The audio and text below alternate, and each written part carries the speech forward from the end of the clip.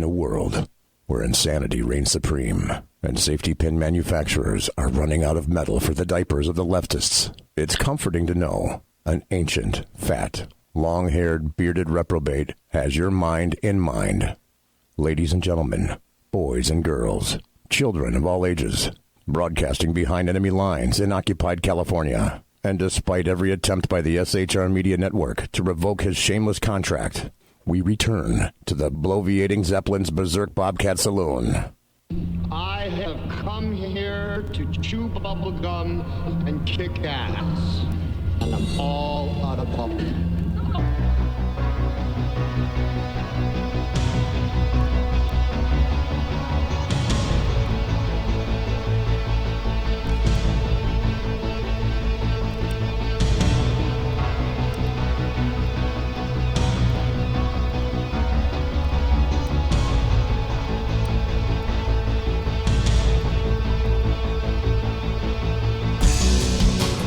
Ladies and gentlemen, boys and girls, children of all ages, welcome to the bloviating Zeppelin's Berserk Bobcat Saloon radio show, live and direct right here at the sumptuous, palatial, and resplendent SHR Media Studios, where I am broadcasting behind enemy lines in occupied California. That's always spelled with a K. 2 miles east of the locus of evil on the entire left coast. That would be the Bill Mill, the Capitol building at 10th and L Streets downtown, where late at night you can hear the death of common sense. It is a literal death knell.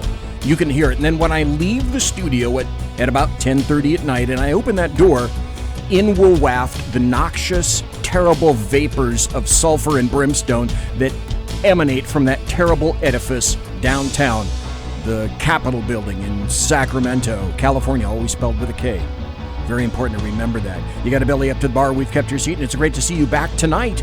It is Tuesday, October the 15th, the year of our Lord 2019. And Blaine is going to be your bartender tonight. He pours with the best of them, and the lava lamp is, in fact, lighted to, let's see, my right, your left. Which means get into the chat room right now, boys and girls. I'm telling you, shrmedia.com. I also have to say, we don't water our drinks just like we don't water our conversation. Politics, religion, crime, culture, economics, race, sex, science, law.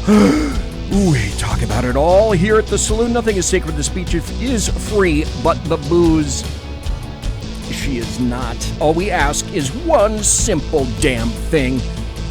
Please flush the toilet. Please jiggle the handle. Don't forget to tip your waitress. Tonight, if you have any socks, you might as well take them off right now because they're about to be blown off. So my important safety tip to you tonight is socks, remove them. They're going to be gone at the end of the first hour. Guaranteed. Because for the first hour, we've got Kurt Schlichter. And tonight, I definitely have to welcome Kurt Schlichter back to the Saloon. He may not realize this. This is the 5th time that he's been kind enough to be here, and so I obviously thank him for that. Now, Kurt is an author. He's a veteran, a retired U.S. Army colonel, a commentator's boon. He's been everywhere between CNN, Fox News, Fox Business News, The Blaze, Newsmax, the One American News Network, and he's been a radio host and frequently guest hosts and takes the place of Hugh Hewitt. People thought that no one could take the place of Hugh Hewitt, but that's wrong. That's patently wrong. Kurt does it. He's also a senior columnist at townhall.com, and he's written for and been published by the New York Post, Washington Examiner, Boston Globe, Los Angeles Times, Washington Times, San Francisco Examiner, Army Times, and a whole bunch of others. Kurt is also an attorney here in the United States of America. He is also the creator of the hashtag Caring, because he does. He's the author of 9 books now, and he was in the Saloon last time to talk about his nonfiction book, Militant Normals, and also his fiction book, Wildfire, which is 3rd in the Kelly Turnbull series. Now, if you're looking for the Kelly Turnbull series, and I have bought and read every damn one of them, and I only have authors on the show that I read, not people that I purport to read. So the books in the Kelly Turnbull series, and we'll ask Kurt what they are about, include People's Republic, Quick Like a Bunny, Go Out and Get It, Indian Country, Go Out and Get It, Wildfire, and let's not forget his coming novel, the likes of which we'll be talking tonight. Now, he has a bunch of nonfiction books, too, including the one I mentioned, Militant Normals, I Am a Liberal, I Am a Conservative, Conservative Insurgency. No, don't be confused. Folks, don't be confused. He's a conservative, okay? He's not confused. Fetch My Latte, which is one of my favorite titles. 50 Shades of Liberal. Kurt is a retired U.S. colonel, U.S. Army colonel. He's a veteran of Operation Desert Storm, Enduring Freedom in Kosovo, and he took his master's in strategic studies from the U.S. Army War College. This is going to be a very important, salient point just a little bit later. And he took his J.D. from the Loyola Law School. Kurt, welcome to the show, and thank you for being back tonight. Hey, thanks for having me. It's been a grand time each and every time. My guess would be you didn't realize that you've been on 5 times now. You know, you said that, and I was like, I know I've been on a few times. I hadn't kept count, but I do forget something. Am I allowed to swear? Oh, this is not FCC-controlled airwaves. So that Hell yeah! So that's why I said it may be something similar to a free-for-all tonight. Here's the question I've wanted to ask you on prior occasions, and I don't know why I never did, but it's about your work as an attorney. What's your practice, and in what kind of area do you specialize? I'm a civil litigator. I defend and bring lawsuits. Okay. All right. Simple. That's very simple. To the bone. Like when Ben Shapiro got sued by Clockboy, I was his lawyer. I defended him, and we won. Okay. All right. That was one of my questions later on, but since you hit it, can we talk about that for a second? Sure. Okay. I mean, not attorney-client stuff, but there's a lot of stuff. No, but Clockboy, and I want to make sure I'm getting this right. Clockboy is the kid in some school somewhere, I don't remember where, built I think it was Irving, Texas. Okay. Built a clock that some people thought was some kind of an IED or something like that? Only people who looked at it. I mean, you look at the thing and you're thinking, yeah, that doesn't look like a clock. That looks like something could be dangerous. I mean, it's not as if people have had problems with people trying to hurt kids in schools. Right, that's never happened. Look, who's the guy going, we really need to give benefit of the doubt. Yeah, you can be too careful. Oh, God. So he does this thing, and people see it and freak out, and he denies it, and the cops are involved, and they don't charge him, but, his dad starts hyping it up, and, the president gets in, and everyone's like, oh, he's oppressed. Right. Because, again, our educational system, our teachers and school administrators were too darn careful about, mass murder at a school. Because, when in doubt, roll the dice, right? Sure. Ben gets on Megyn Kelly and says, look, I think this is just a big hoax. And he gets sued. And Glenn Beck got sued, Jim Hansen, some other folks got sued. They sued a whole bunch of people. I know it's just a terrible lawsuit. And it was, clearly, we got this thing called the First Amendment, which a lot of our liberal friends are unfamiliar with. But it allows you to, offer your opinions even if other people don't like them. Imagine that. And there's a lot of misunderstanding about what defamation is anyway. And I think I had probably the biggest defamation verdict in the country one year. I got a $3,049,912 verdict. Nice. For somebody who happened to be one of my good friends. Better and yet. A fellow military guy. But so I know a little about this stuff. It's a very hard thing to prove, and it should be. You shouldn't be able to sue people easily, but there are times you can. You can't when they're just giving their opinion. And we use what's called an anti-SLAPP motion, a strategic lawsuit against public participation. Basically, when people try and shut you up, there's a special kind of motion that allows you to do a lot of things very early in litigation to cut it off, and you get your fees. And the bottom line is we got awarded about $70,000 in fees after winning the case. What I also understand, and correct me if I'm wrong, is the case essentially was dismissed But no, we won it. We got judgment. It wasn't dismissed. We got judgment. But it was also, didn't they appeal, and wasn't it upheld on appeal? Gosh, I'm trying to remember if I think some other folks appealed for some reason. Or was it us? Okay, I was just looking at your. I really don't remember if we were still in it, because at some point it got resolved. Okay, all right. And, bigly. The operative word is it got resolved bigly. Yeah, I know we did write our appeal, but I'm trying to remember exactly what happened. It was a while. Kurt Schlichter, you know what? I would be remiss if I didn't ask you to tell everybody about any of your websites that you want to mention or your social media, because what? Social media? What's that? Yeah, I know. As anybody who's been there to at Kurt Schlichter can see, you are a I don't know. I guess you could say you're sort of a Twitter activist, and the only thing that I ask Twitter, you, I find people. First of all, I find it annoying when people. Twitter's a dump. Twitter is a miracle. It allows you to talk to, for me, I got 200,000 plus followers. I can talk to 200,000 people. I got to be pithy. I got to keep it under 180 characters. Right. But that's okay. And to me, it's like Sudoku. Can I be funny or insightful or interesting in this little thing? Let's say, and entertain, because I was stand-up at one time, and I still like it.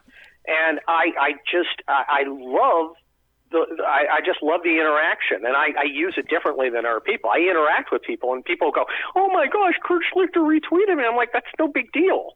What am I supposed to do? That's what I do." And also, it's really pathetic that you care what I do. By the way, I should correct you, because I'm looking at your Twitter feed right now, and you only have 202,300 followers right now. But who gives give or take, or a couple of thousand, basically. Anyway, Twitter loves you, and you love Twitter. So, folks, you want to find out where Kurt is, at Kurt Schlichter, like that. And you write specifically. Where do you write these days, sir? Oh, I write at Town Hall Monday and Thursday, and you may see more of me at Town Hall. Okay. I've got 2 columns a week, and I have kind of a interesting. I think it's interesting. I have a different take than other people. Here's the weird thing about it. Let's talk about Kurt. Imagine a trial lawyer likes talking about it. No, I didn't see that coming. I know, right? I'm a little different than a lot of other commentators for a number of reasons. For one thing, I'm older. I'm 54. So I've actually done stuff. And the things I've done are a little different. I've been a lawyer. I've had a business, and I can do that stuff. I've also been military, 27 years. I'm a graduate of the War College. I deployed to Desert Storm. I deployed to Kosovo after 9/11. I was in the LA riots and the LA earthquakes and the San Diego fires. So I've actually done a lot of interesting things that, allow me to talk about stuff. And I was a stand-up comic. I'm funny, objectively. My wife's sitting over there going, "No, just stop now. Just be quiet." Yeah, while you're ahead. But how many? I mean, and I've done politics for like 30-some years. How many? I don't, and I don't live in D.C., so I got all this weird stuff that gives me this perspective. So you can read my Town Hall stuff, and it reads like, first of all, it reads like stand-up, because everything is set up, punch, or tag. Yeah, you're And if you read it, it looks like a stand-up. It reads like a stand-up routine. There's no fat in it. Every line hits, which comes both from stand-up and law and from the Army, because you brief 19-year-olds, and they don't want to hear a bunch of bullshit. They want, go up to the top of the hill, kill everybody. When you're done, I'll tell you where to go next. Oh, okay, Roger. Just real, So I've got this weird. My style is completely different than other people's. And then I like to play language games. I like to construct funny sentences. I create words. I'll get my editors will call me and go, "Is this a mistake, or did you invent another word?" Yeah. Hey, what's a Fredo-Con? The first time you came out with that, my guess would be, wait, is that Frito-Con? Does he mean freedom? Is it a free conservative? Does he mean what does that mean? And I'm sure you got the email later. Is Kurt, tell us what a Frito-Con? What is that? Yeah, and I never explain I never use the joke chalkboard. I just assume that people are going to figure out what I'm saying. You get it, yeah, you get it or you don't. One of my it's tremendous fun for me. I enjoy it. Everybody, everybody got, I like sports. I build ships and bottles. Me, I like to write stuff that's interesting. And the thing is, I can, I'll write these whole jokey things, and then the president will get up and use my Normandy line. What was that? I apparently missed that one. Okay, you didn't see the Normandy line after the invasion of northern Iraq when he got out and said the Kurds weren't with us in Normandy? Jesus. Okay. I was simply, pointing out that the Kurds were not a traditional, although they're good people, I support them, they're not a traditional ally. A traditional ally, you get attacked, we come. We get attacked, you come. Britain's an ally. Turkey, in fact, is an ally. The Kurds, the northern Syrian Kurds, are not an ally. We had a common enemy.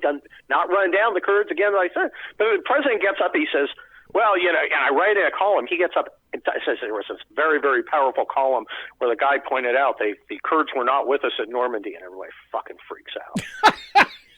I get this. It's a good line. To its producer. It's a great line. I actually said Normandy, Incheon, Quezon, and Kandahar, which is happening now. That's not an ally. So when you say you're an ally, you're not using the correct word. I'm not running down the Kurds, like the Kurds, but they are not an ally, because if you were an ally, you would have a reasonable expectation that we might fight any given enemy.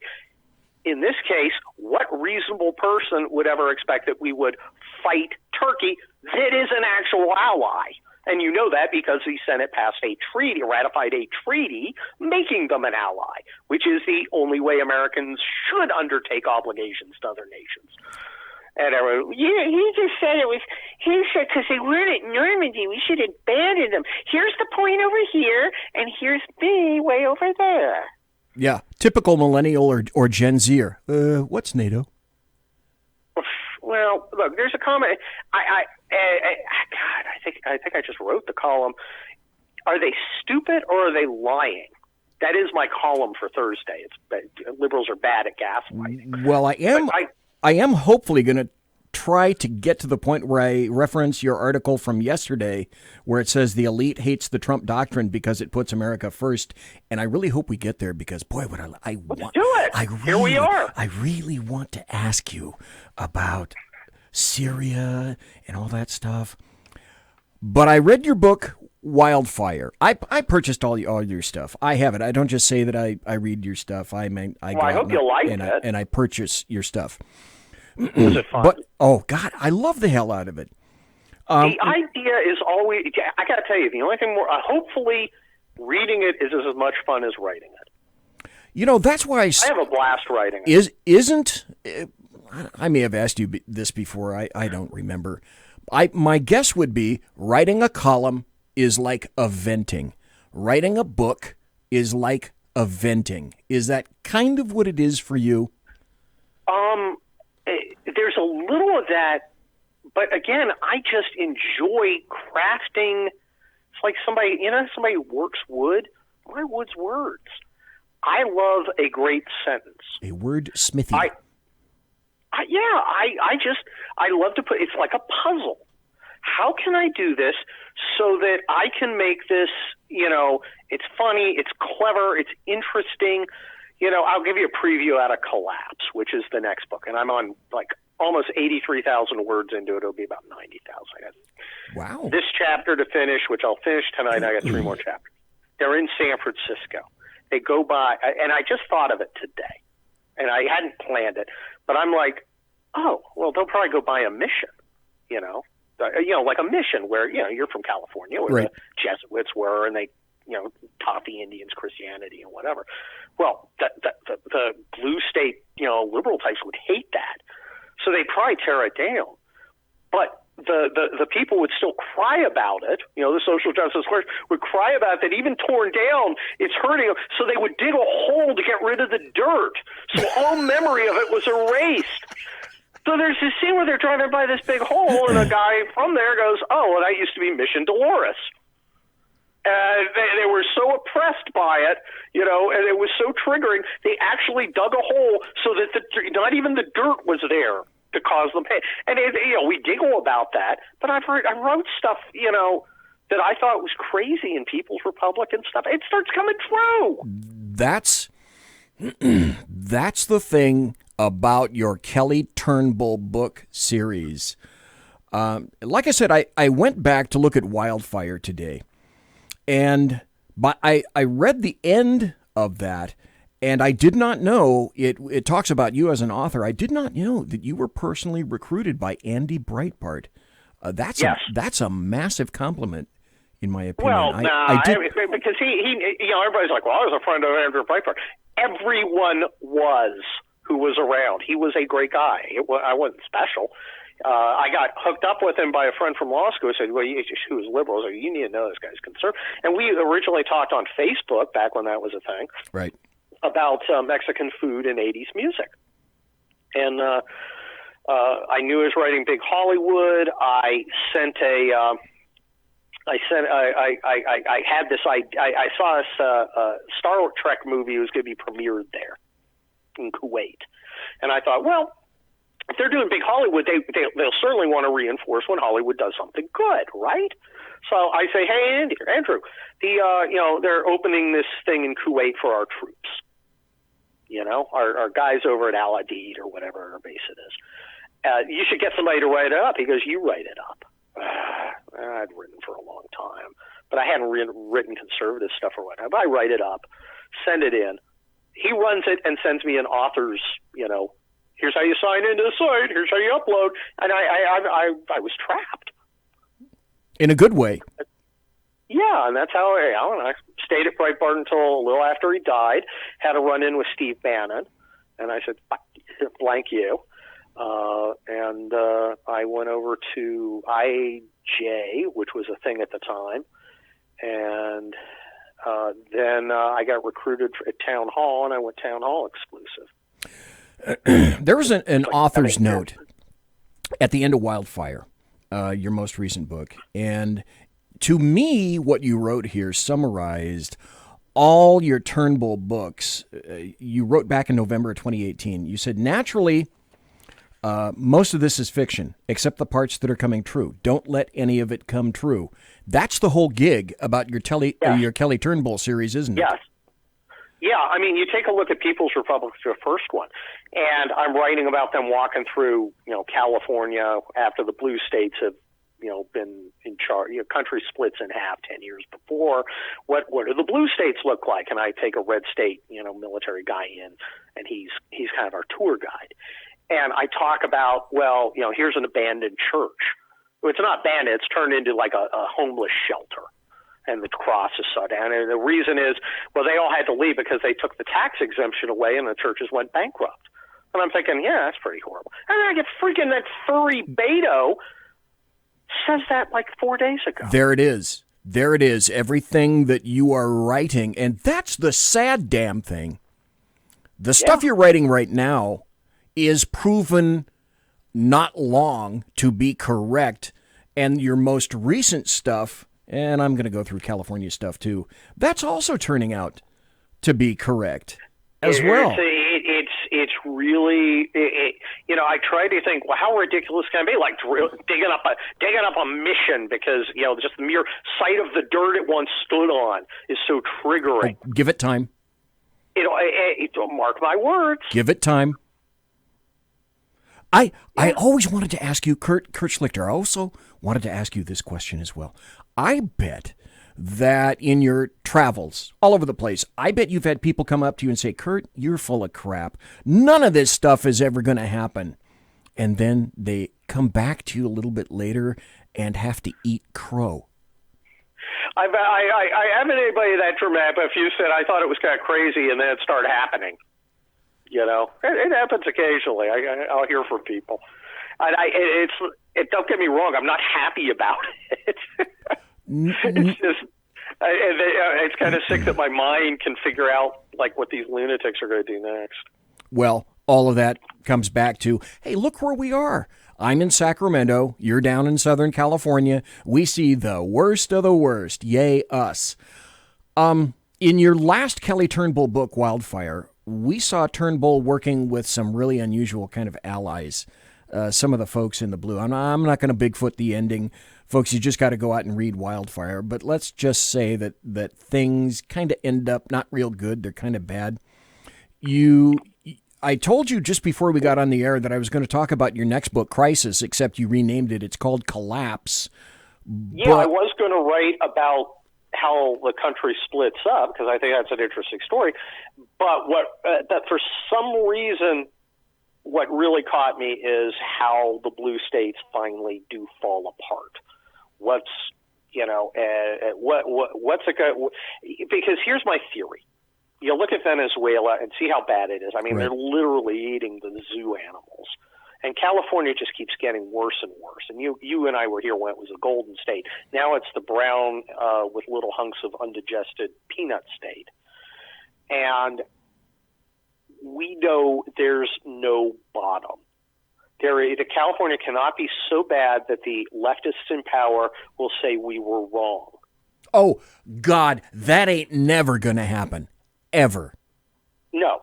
Something has to happen that changes things. It's got a tank. But there's no bottom that will make them rethink.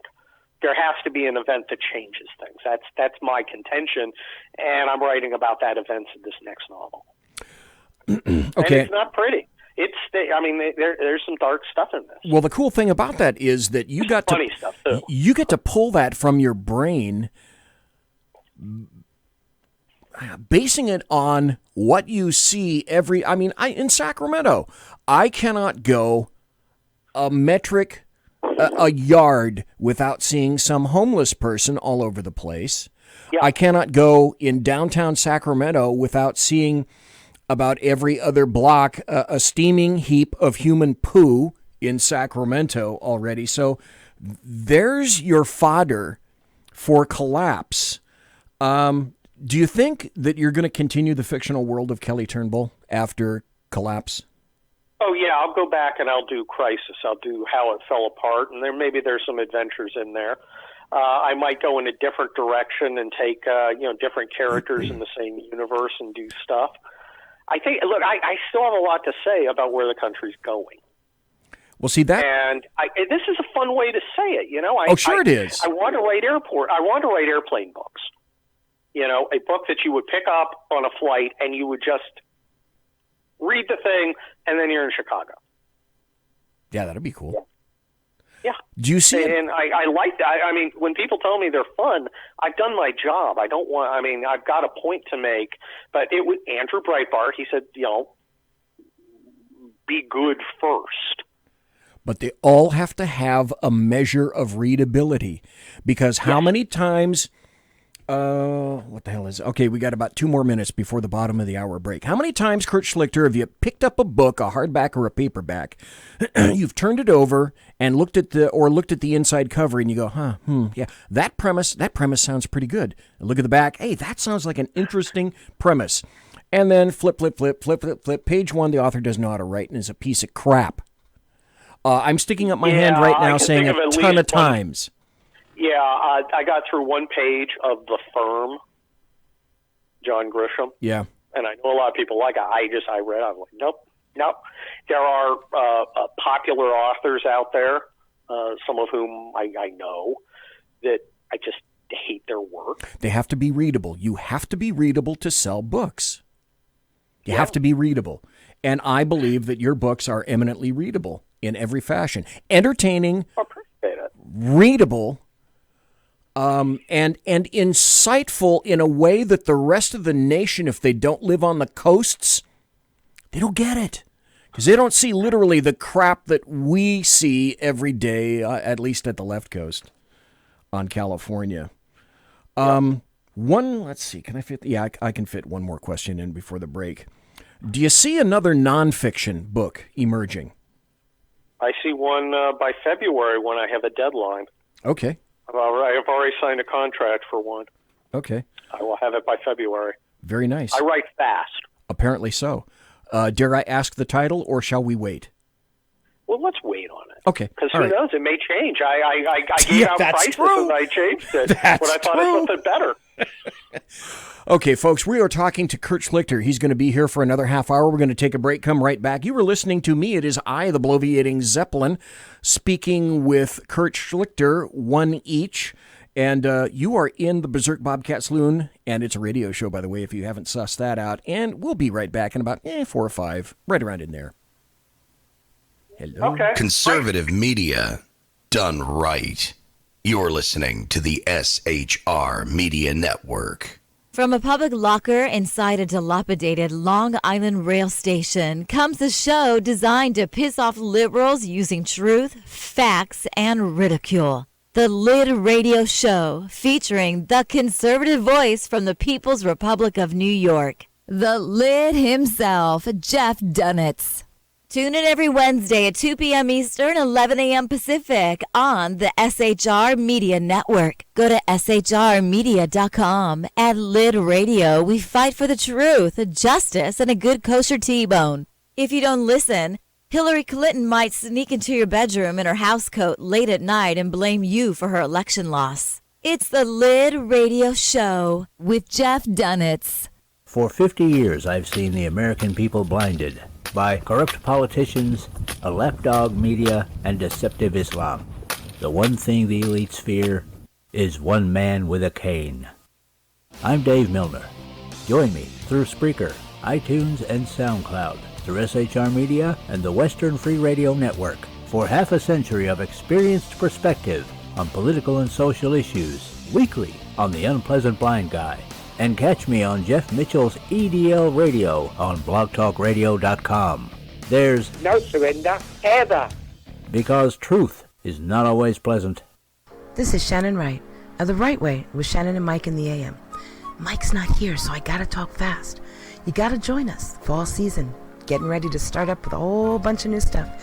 News and food and politics and sports and entertainment and a whole bunch of stuff. But wait, Mike's coming. I gotta go. Remember, Shannon and Mike in the AM on SHR Media, Monday through Thursday, 7 to 9 a.m. Make sure you tune in. Featuring right thinking from a left brain and doing the job the American maggots won't. BZ is fundamentally changing America, one diaper at a time. Just when safety pin manufacturers are running out of metal for the diapers of the leftists, where the speech is free, but the drinks are not. The Bloviating Zeppelin's Berserk Bobcat Saloon can be heard every Tuesday and Thursday night, commencing at 11 p.m. Eastern and 8 p.m. Pacific, where pushback is a requisite art form in and of itself. Let your ossicles be truly liberated when you listen to the Bloviating Zeppelin's Berserk Bobcat Saloon, only on SHR Media Network. No ferrets were harmed in the making of this ad. Join me, Jack Alexander, for the Jack Alexander Experiment podcast, as I take a unique outsider's look at the issues affecting the USA. I fearlessly take on the issues that everyone else is too scared to touch. The Jack Alexander Experiment podcast is available wherever good podcasts can be found, like Spreaker, iHeartRadio, and Google Podcast. The Jack Alexander Experiment, because it's not a matter of left versus right, it's a matter of right versus wrong. It's your business diva here, Melanie Collette. I am inviting you to a front row seat as I discuss some of the most intriguing details of wealth and finance with today's movers and shakers in the world of business. Listen in and discover financial truths on a global, domestic, and household scale. Uncover topics that will impact your wallet today and in the future. Money Talk with Melanie airs Monday through Friday, 5 p.m. East, 2 p.m. West, right here on SHR Media and High Plains Pundit Talk Radio. You can't afford to miss it. Featuring the effervescent contrarian Sackheads Clint, plus the unrestrained bulbosity of BZ, the Sackheads Against Tyranny is a real chat show. Doubling your late-night conservative talk show pleasure with double the hosts, you can listen every Wednesday night at 8 p.m. Pacific, 11 p.m. Eastern. Please note, some contents may have settled during shipping. Member FDIC, batteries not included, warranty void in Montenegro. Conservative media done right. You're listening to the SHR Media Network. Ladies and gentlemen, boys and girls, by way of the magic of the internet. Yes, it's literal digital magic. Ones and zeros flowing through your ossicles right now. As you listen to my show, I'm the bloviating Zeppelin. This is the Berserk Bobcat Saloon radio show from the SHR Media Network studios. It's an actual studio. It's not my attic. It's not my basement. We actually have a bathroom and a studio and a board and all that official-looking good stuff. Tonight we are talking to Kurt Schlichter. He is kind enough to be here. And I think we've kind of torn up the books for a while. His book. Oh, I forgot to ask one thing, though. Kurt Schlichter, when do you suppose your newest fiction book, Collapse, with your protagonist Kelly Turnbull, is going to come out? My guess is mid-November. Oh, perfecto it's that mundo. Close. That is Hell, like... I just wrote about 100 words during the break. That's perfect. That's like right next door. I can see the publication of your book right from here. I can see it. Exactly. It's And coming. It is. It's coming. You can see the headlight. I do. It's in the tunnel right now. Kurt Schlichter, if you don't mind, can we pull out our mutual chainsaws and get into politics? Anything you want to do, anywhere you want to go. Okay, so let's see. Let me see if I can recap. We had the Mueller investigation. That's toast. We had Russia. That's gone. We had racist. Didn't stick. Oh, we had recession. That was crap. All these things with R's. And CNN, we find out, of course, is in the tank against Trump from the Veritas video that just came out. And they may as well change their name to, I came up with a new name. Instead of CNN, it's TIC, which is the impeachment channel. So it's logical for me to conclude that it essentially is a soft coup. But the Democrats have set a dangerous precedent that may haunt a whole bunch of people. So from now until November of 2020, we're going to hear nothing about impeachment. And if Trump wins a second term, oh my, we're going to hear nothing but impeachment, except with this major bang that just occurred today. I don't know if you heard this or not. My guess is you have. But this just in. San Fran Nancy Pelosi says that the House is not going to hold an impeachment vote, quote, at this time. My translation for that is, we don't have the votes. Any thought? I think that is exactly what it means. There are members saying, I do not want to go on record with this festival of onanism presided over by, self-loving ringman Adam Schiff. I just typed to the people in chat, okay, onanism, look it up. Yeah, I wouldn't Google it if I was... Anyway. No, look, the thing is, I'm a lawyer, and my mom's advice to me after she was a lawyer for a long time before I was, is everybody lies. That was her advice to me when I first became a lawyer. Okay. I'm kind of immune from the fact that people are just full of it and hypocritical and lying, and it's still I just kind of find it kind of amusing that people go, these people are inconsistent. They're dishonest. They're simply saying things that aren't true. No. None of what they say makes sense. And I'm like, yeah, that's it's. I mean, good that you notice. That means you're a good person. But it's all a lie and a scam. And if you and it saves you so much time if you just understand. So you get Adam Schiff coming out there explaining why he doesn't have to give due process to the president. And instead of wasting valuable time being scandalized, I just understand that my enemy's whole language is power, and that better be my language too. It's funny you should say that, because in the process of doing show prep for tonight, I went back and looked at your Twitter feed.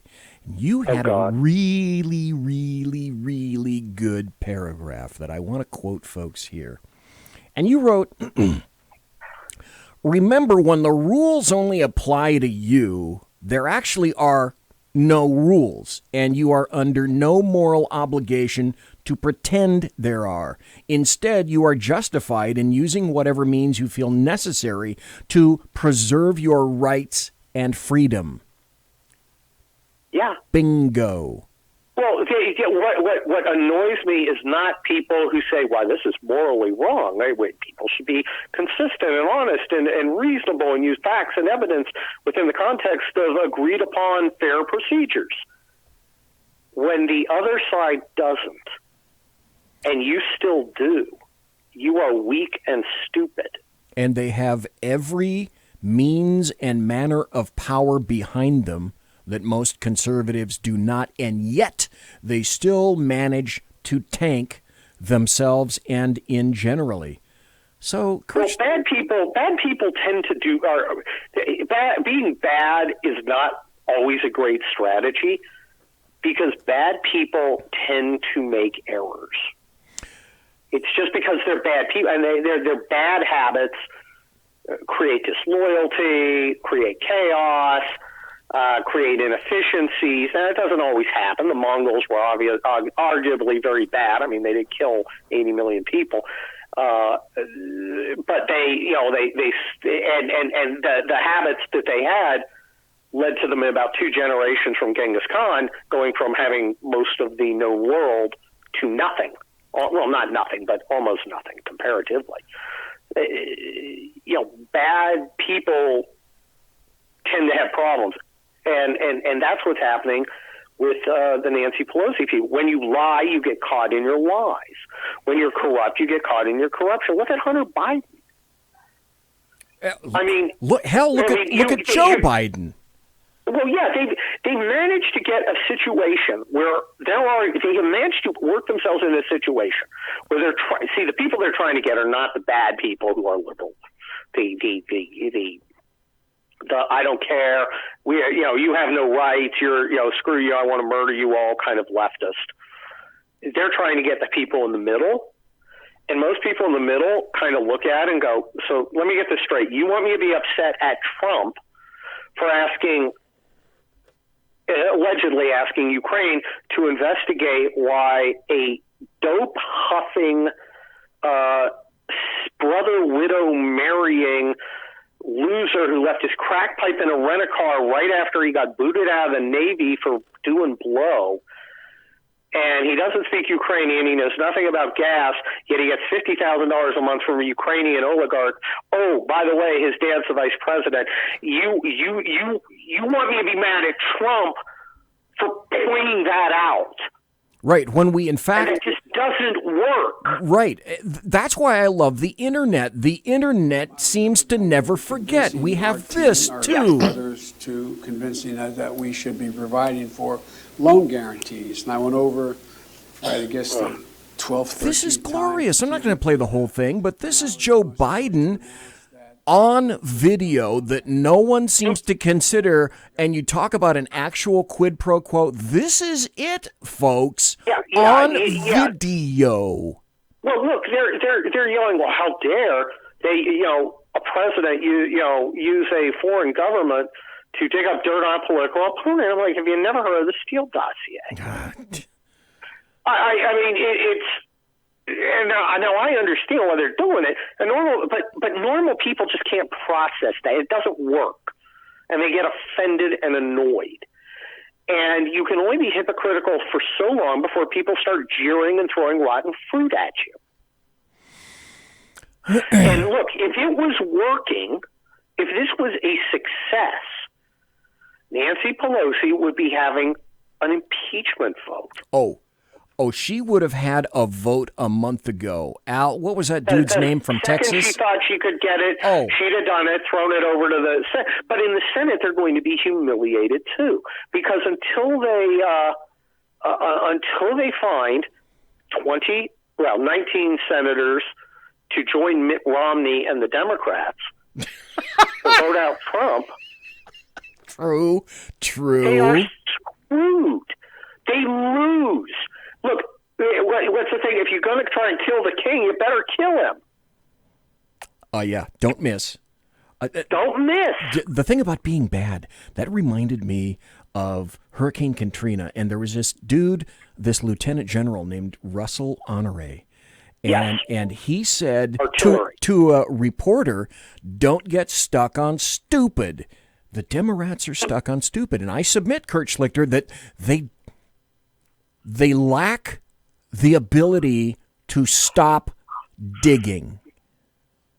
They maneuver themselves into a position where they have to take positions that damage themselves to stabilize the positions they just took yesterday. They are they're trading. They're essentially eating next year's seed corn, credibility wise. I mean, you look at Adam Schiff. Nice analogy. And he keeps digging into any goodwill he have by promising everything and delivering nothing again and again and again, and eventually it becomes exhausting.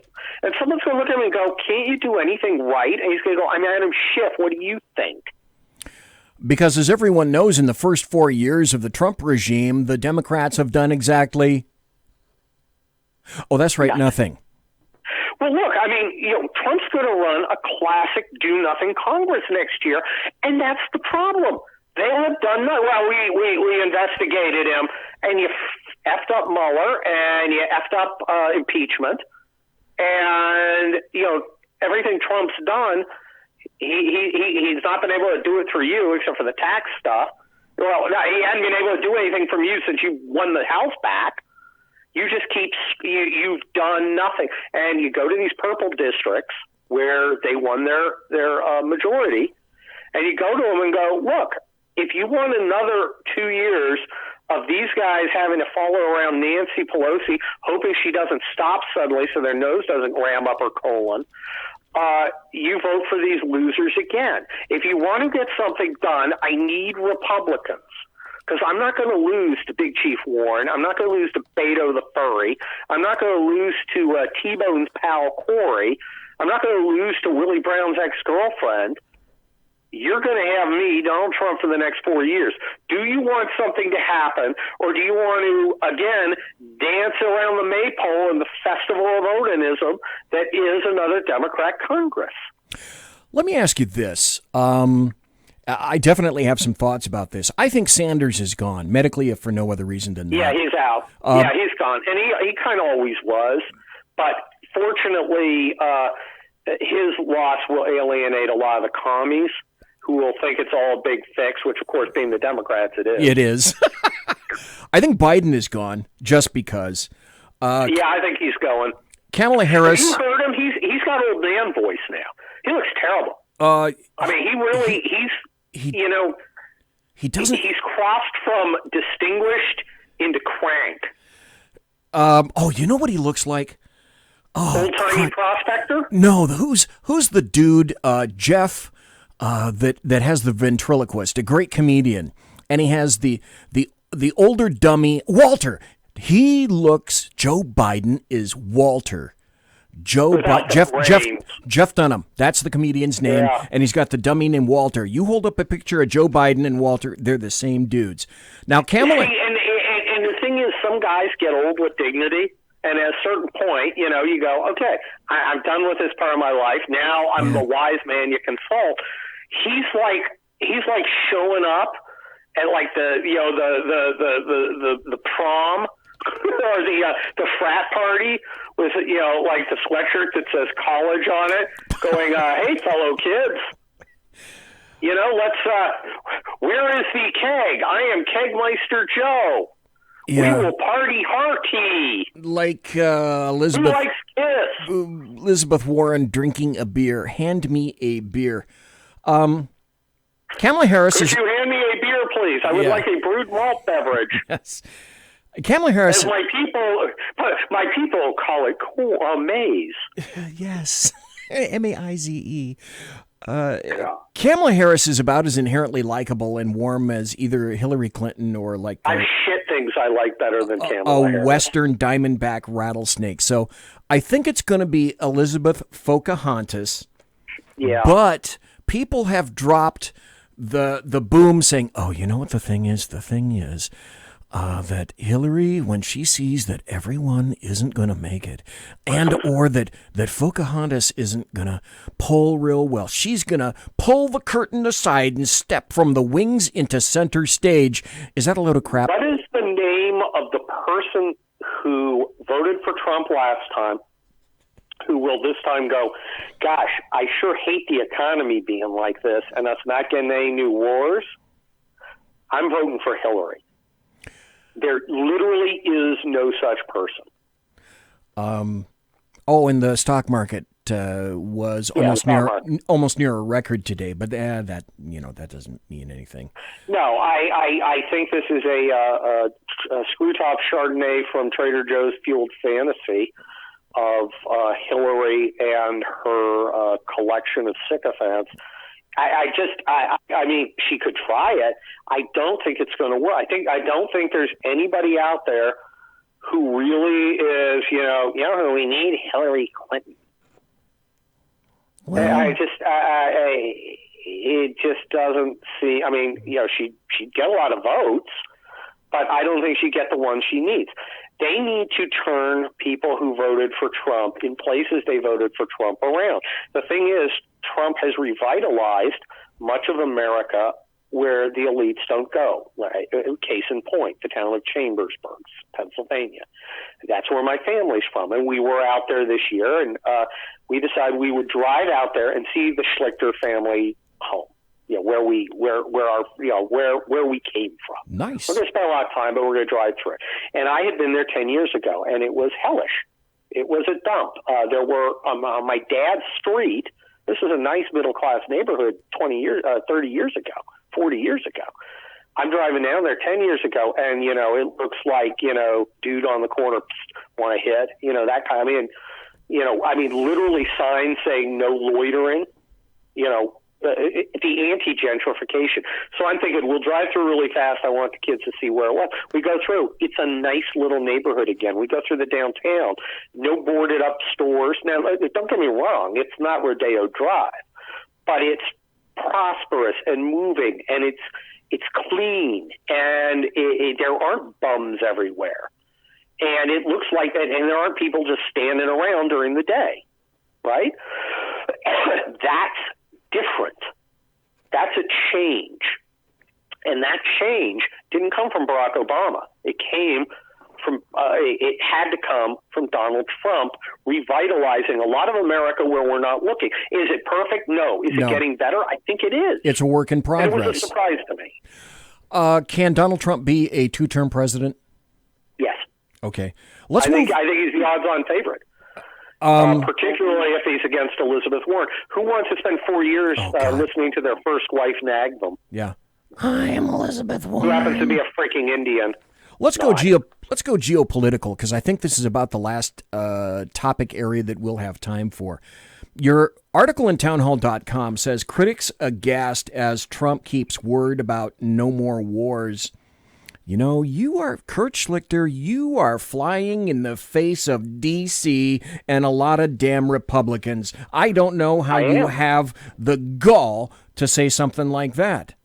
I know, right? Look, first of all, I still consider myself a hawk. I was a classic Republican.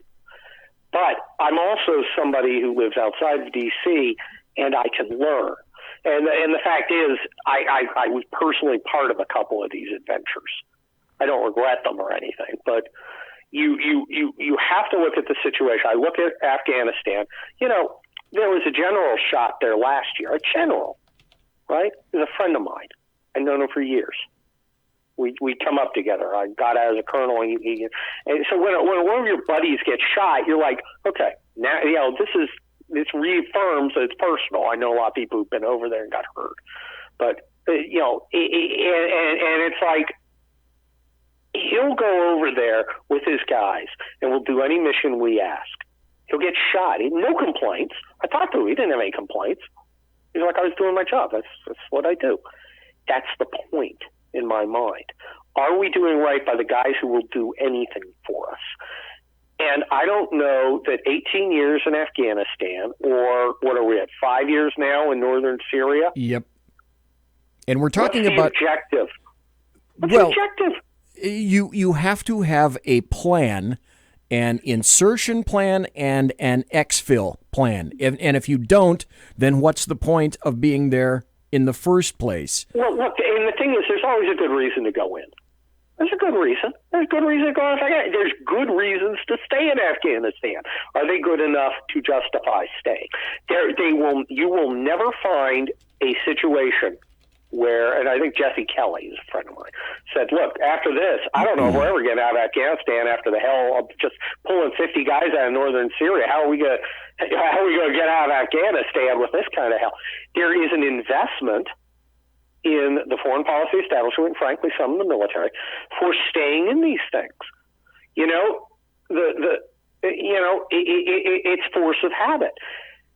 There are guys in the military who are literally who have spent their entire career at war, and they're a year from retirement. Can they even conceive of a time when we're not in Afghanistan? Because, like I said, there are guys who's literally their entire. If you got in right after 9/11, you'll be able to retire next October. If the Russians can learn about Afghanistan, I guess we can't. Well, look, I mean, what's the objective? I went to war college. I guess I made a mistake because I paid attention. Damn you. Don't we have to have an objective? If your objective is, we've got to maintain stability, you have created a non-objective. You just create a perpetual reason because you can never achieve it. It's a never-ending story. It's just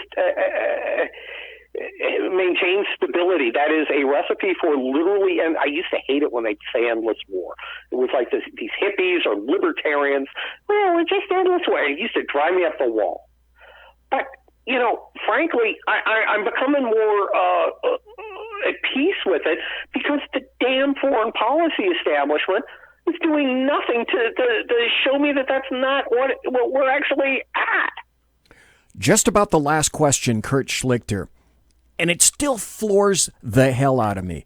How is it, sir, that everybody that's a leftist, that is a leftist or a Democrat in D.C., they're now the hawks?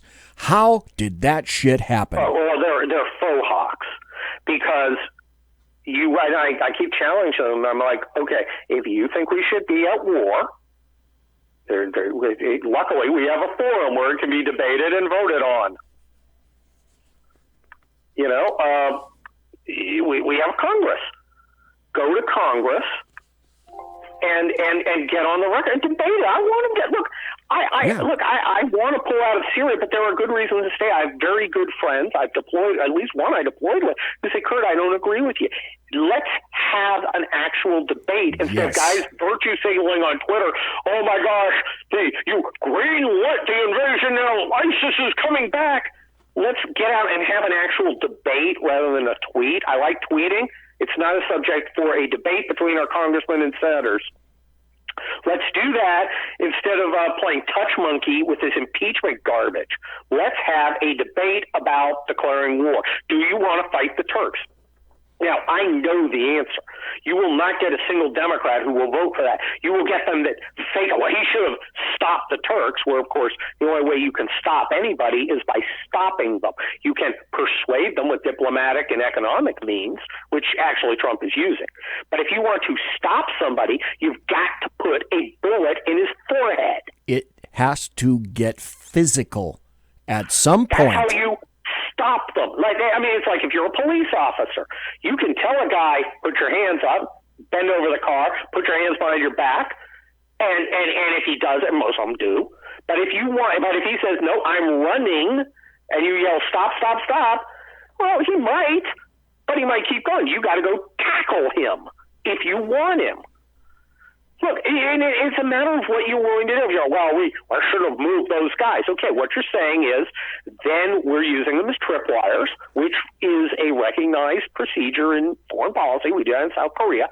But the implication is if you trip our wire, we're going to fight. If you're not willing to fight, it's not a very good bluff. That's the point. They're just called Trump's bluff. Trump wasn't bluffing because Trump said, I'm not going to fight you, so it's not a bluff. He folded, which is okay, unless you want to fight. If you're not willing to fight, don't get in a situation where you have to. That's the exact... I couldn't have said it better myself, which is another reason that I have you on the show. Okay, so Kurt Schlichter, riddle me this. Your book is going to come out in, middle November, late November? Middle of November? Middle of November. I definitely want it out before Black Friday. I'm probably going to finish the base this week and then edit. Okay. And then, get the cover squared away. Got a cool design, but I haven't, my artist who does all my covers, and yes, there will be a dog on the cover. Nice. We're excited about what he's working on. I will have Bill Kristol's quote about my books. He called them appalling. He says they're, what did he say? White nationalist, Civil War fan fiction. Right. My Latina immigrant wife was very upset to hear that I was a white nationalist. What? And confused. But no,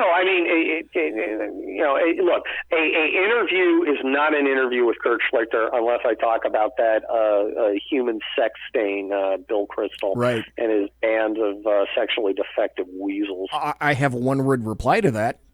Ahoy! Ahoy. Oh. God, they just disgust me. It's so embarrassing. It's the indignity of how they suck up for the opportunity to sit at the kiddies' table and eat scraps from the establishment. What? Donald Trump, I'm not important anymore? You're evil. You're bad. If you don't talk to me. Yeah, that's not... Yeah. And it's all about the fact that no one returns their phone calls. Oh, damn it. But you know what? The president quotes me. I hate that when that happens. So who's the bitch, Bill? Can I have you back after your book comes out, Kurt? Of course. Okay. Great. So people say that my guests are always from the East Coast, and right now it'd be about midnight on the East Coast, and gosh, BZ, why don't you get more people from the West Coast? So thanks for being on the West Coast, except... Anytime you want me, I appreciate it. Whenever you want to talk. Okay. Well, I'll have you back. I'll have you back after your book comes out, and we'll talk about that. And by then, there will be so many more abrogations and crap that will have occurred that every day is a fresh new day. Every day is Groundhog Day. Every day is... Really not, it's like Groundhog Day if every day was like super exciting. Oh, yeah. It's like every day is a brand new batch of people exhibiting historical Alzheimer's. I love it. Right, and the fun thing is we're living through history. We're going to, yes. And in like 20 years, we're going to look back and I'm going to be all like, God, man, it was always fun with Donald Trump. But now with President Rick Grinnell, everything's just steady and stable. Yeah, amazing. By the way, next time let's talk about who can follow Donald Trump. I have some ideas. Oh, okay. All right. And when we come back, I wanted to get to California tonight, spelled with a K, but I didn't. But I'd like to address California crap as well, because there's so much to talk about there. Kurt Schlichter, God bless you. Thank you very much for being here tonight, sir. Thanks for having me. That was the incredible Kurt Schlichter. You got to buy his books. The newest is Wildfire. It's out right now. He's going to have one coming out in November. It was entitled Crisis, but no, don't think about that. It's now called Collapse. And when it comes out in November, we'll be talking again with Kurt Schlichter. We're going to go to a break and be right back. That was Kurt Schlichter. I am BZ, and you're listening to the Berserk Bobcat Saloon radio show. Conservative media done right. You're listening to the SHR Media Network. From a public locker inside a dilapidated Long Island rail station comes a show designed to piss off liberals using truth, facts, and ridicule. The Lid Radio Show, featuring the conservative voice from the People's Republic of New York, the Lid himself, Jeff Dunitz. Tune in every Wednesday at 2 p.m. Eastern, 11 a.m. Pacific on the SHR Media Network. Go to shrmedia.com. At Lid Radio, we fight for the truth, justice, and a good kosher T-bone. If you don't listen, Hillary Clinton might sneak into your bedroom in her housecoat late at night and blame you for her election loss. It's the Lid Radio Show with Jeff Dunitz. For 50 years, I've seen the American people blinded by corrupt politicians, a lapdog media, and deceptive Islam. The one thing the elites fear is one man with a cane. I'm Dave Milner. Join me through Spreaker, iTunes, and SoundCloud, through SHR Media and the Western Free Radio Network, for half a century of experienced perspective on political and social issues, weekly on The Unpleasant Blind Guy. And catch me on Jeff Mitchell's EDL Radio on blogtalkradio.com. There's no surrender, ever. Because truth is not always pleasant. This is Shannon Wright of The Right Way with Shannon and Mike in the AM. Mike's not here, so I gotta talk fast. You gotta join us. Fall season. Getting ready to start up with a whole bunch of new stuff. News and food and politics and sports and entertainment and a whole bunch of stuff. But wait, Mike's coming. I gotta go. Remember, Shannon and Mike in the AM on SHR Media, Monday through Thursday, 7 to 9 a.m. Make sure you tune in. Featuring right thinking from a left brain and doing the job the American maggots won't. BZ is fundamentally changing America one diaper at a time. Just when safety pin manufacturers are running out of metal for the diapers of the leftists, where the speech is free, but the drinks are not. The bloviating Zeppelin's Berserk Bobcat Saloon can be heard every Tuesday and Thursday night, commencing at 11 p.m. Eastern and 8 p.m. Pacific, where pushback is a requisite art form in and of itself. Let your ossicles be truly liberated when you listen to the bloviating Zeppelin's Berserk Bobcat Saloon, only on SHR Media Network. No ferrets were harmed in the making of this ad. Join me, Jack Alexander, for the Jack Alexander Experiment podcast, as I take a unique outsider's look at the issues affecting the USA. I fearlessly take on the issues that everyone else is too scared to touch. The Jack Alexander Experiment podcast is available wherever good podcasts can be found, like Spreaker, iHeartRadio, and Google Podcast. The Jack Alexander Experiment, because it's not a matter of left versus right, it's a matter of right versus wrong. It's your business diva here, Melanie Collette. I am inviting you to a front row seat as I discuss some of the most intriguing details of wealth and finance with today's movers and shakers in the world of business. Listen in and discover financial truths on a global, domestic, and household scale. Uncover topics that will impact your wallet today and in the future. Money Talk with Melanie airs Monday through Friday, 5 p.m. East, 2 p.m. West, right here on SHR Media and High Plains Pundit Talk Radio. You can't afford to miss it. Featuring the effervescent contrarian sackheads Clint, plus the unrestrained bulbosity of BZ, the Sackheads Against Tyranny is a real chat show. Doubling your late-night conservative talk show pleasure with double the hosts, you can listen every Wednesday night at 8 p.m. Pacific, 11 p.m. Eastern.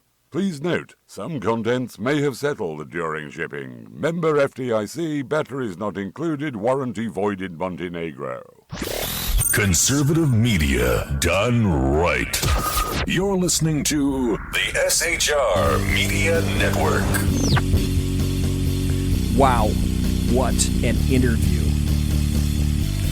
Kurt Schlichter never disappoints. And that's the great thing about him. is, I told him one time, and I recently wrote in chat here, I wrote, damn it, Jim, I was going to say this to him tonight, but I forgot. I was going to ask him, Kurt, I do have to ask you this one final question. I'm going to do it next time when he's on in November after his book comes out. I'm going to ask him this. I always wanted to, but I fail to remember. I don't remember to ask him this question.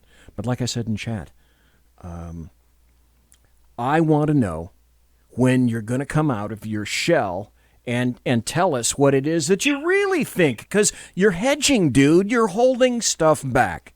And I wish you'd just come out and tell us what you really think and what you really feel. Mike, welcome. You have some things to say, do you, sir? Yes. I'm looking at San Fran, and by her saying what she's saying about not holding the vote right now, right, the impeachment vote right now, and you guys addressed that in the last hour. She's kind of being logical about it. In any other given situation, this would be a logical way of thinking because one, she doesn't want to lose power in the House, and if she does it now, is more than an 80% chance that she's going to lose power and lose the House if she does it now. Whereas if she waits to do it late after the election, there's a possibility. In her mind, there's a possibility that not only would she get Mitt Romney to come along with the people in the Senate to hold a trial, but maybe a few other Republicans as well. So that's her logic. Now we know that the radicals in her party don't think logically like that. You know that they want it now. It's like that insurance. It's like that money coming. It's my money and I want it now. It's my impeachment and I want it now. Well, Al Green from Texas, he feels that way. He's felt that way all along. One of the first things chirped out of Al Green's mouth from Texas was, well, and thank God he spoke the truth. Wait a minute, speaking the truth. BZ, do it. Okay, here we go. Don't I have this? Oh, all right, I was in the wrong thing. Yeah, I do have this. Al Green came out and told us the truth. Damn it. And that's, again, every time I see stuff like this, it's like I always thank God that the internet is here. But he finally told us the truth about impeachment. Report found that 66% and the real purpose of impeachment. And there's a sharp partisan divide, as we all know, with only 4% of Republicans favoring impeachment. Congressman, are you concerned that impeachment talk may actually help the president's reelection? Say the truth. I'm concerned that if we don't impeach this president, he will get reelected. If we don't impeach him, he will say, wait, impeach this president, he will get reelected. If we don't... So is that the truth? It seems to me... Yeah, it is. He actually spoke the truth. Damn him for saying that. No, you're right, but then again, that feeds into my point about thinking logically and political logic. And the political logic here lies with Nancy Pelosi. Yeah, the radicals, including Al Green in that party, want impeachment and they want it now. And he's right in saying that without Trump walks in, because he basically sees what we see, that there's nobody in that gaggle of idiots that we've seen in these debates that can beat Trump. Okay, so Mike, let me see if I have you straight. And that is, well, Alaskan in chat says basically she just doesn't have the vote. Okay, and I agree with that, and I think that's how you accurately translate Nancy Pelosi today, this week. But are you saying, Mike, that this is actually a matter of timing? She just doesn't suss out that the timing is good now, or perhaps she hasn't laid enough wood at the backsides of the people in her caucus. Is that kind of what you're saying? That's it. The timing right now. Yeah, we've got people like AOC and the squads that are on fire for this stuff. But there's not enough of those type people right now in that party. You've got a handful, defining a handful, maybe, I don't know, 20, 25 maybe, but that's still not enough. That's not enough to get it done. Okay, so here's what I would do if I was Nancy Pelosi. I know that in terms of time, I have from now until things are going to get really heated in, I'd say, June next year. And by that time, I'm guessing that the Democrat, well, hell, it may be by December, it may be by November that we have an idea of which central Democrat is going to be running against Donald Trump. I can't help but think somewhere in the wings, I'm not exactly in the Jack Alexander camp where he believes that Hillary is going to waltz on stage from the side curtains and take all the huzzas and vacuum up all the votes in the room. I'm taking a wait and see policy on that, but in terms of impeachment, I can understand that people have said, oh, if you have the votes, do it and do it now. Tom McClintock threw the gauntlet down about a month and a half ago, saying, if you're all about the impeachment, take it, do it now. I double dog secret probation dare you to do that right now, and then nothing happened. So my guess is she's going to wait to see, and this, you have to admit, this can only work to her benefit, because this is such a dynamic atmosphere. I've never seen politics this upside down. I've never seen kabuki theater like this. I've never been witness to theater of the absurd like this on a continuous day by day, week by week. You know, between now and the opening of Kurt Schlichter's book, you and I and everyone listening live in the chat room, in podcast, we all know that there will be 17 things that will have occurred between now and next week that the Democrats are going to use to try to absolutely puncture and light Donald Trump's hair on fire. Would it be accurate to say that she's waiting to see if anything besmirches him? He is the Teflon Don. Yeah, he's OMB. But he's also Teflon. He really is like trying to nail Jell-O to a tree. You can't do it. And if you try, you're going to be frustrated. So I think do you think she's holding out, Mike? Hope that something maybe that she doesn't see right now, but somehow emerges from the mist, will be the arrow that hits him right in the eye socket.